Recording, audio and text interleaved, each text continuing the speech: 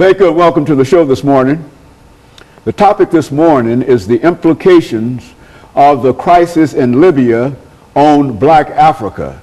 And of course we have with us to talk about the implication of the crisis on Libya on Black Africa, Dr. LMadu.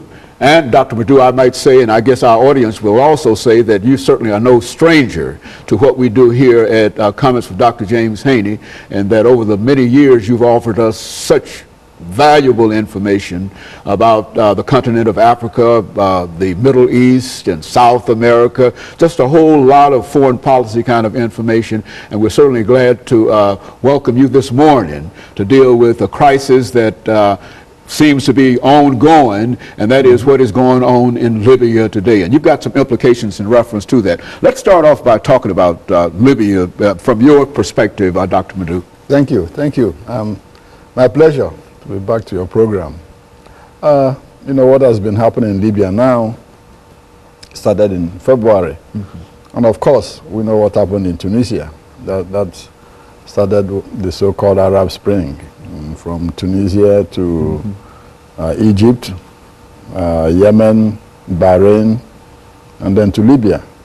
But of all the crises, you know, in North Africa, the Libyan situation has direct implications and consequences for Black Africa. For Africa itself. And when I say Black Africa, you know, I mean it literally, because in Africa, some people don't understand that, but you have white Africa and you have Black Africa. And white Africa is normally called the Maghreb.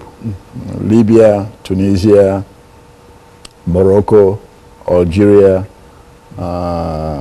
Egypt, you know.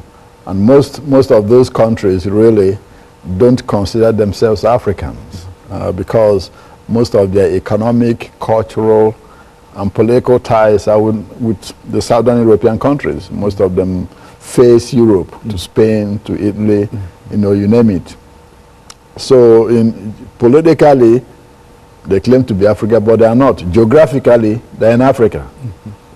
So prior to Colonel Gaddafi, you know, coming to power in 1969, Libya was practically an unknown country.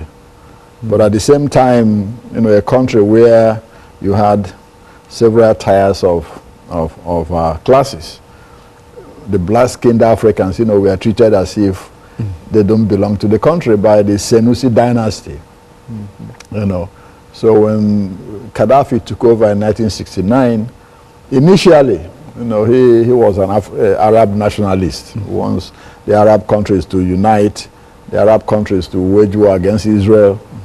But when he found out that most Arab leaders weren't listening to him, in the late 80s to 90s, he shifted focus to Africa. He started seeing Libya as an African country.